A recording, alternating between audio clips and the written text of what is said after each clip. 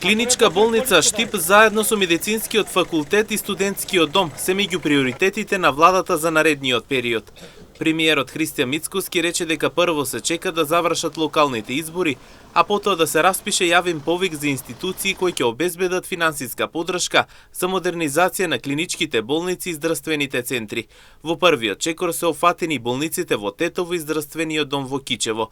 Мицкоски додаде дека по анализите на Министерството за здравство ќе се разгледува можноста за изградба на голем нов клинички центар. Чекор по чекор, сега прво да завршат локални избори, па да се распише јавен повик за финансиски институции за оние болниците кои што се за клиничките центри и болниците поврзани со влада договорот со Обединетото кралство.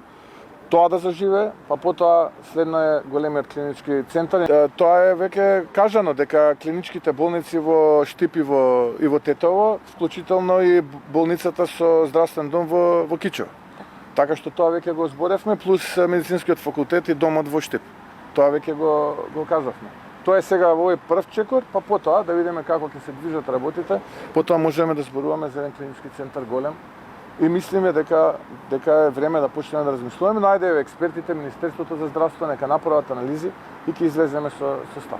Инаку ова инвестиција ја става Штип во фокусот на здравствените проекти, гарантирајќи подобри услови за пациентите и медицинскиот кадар.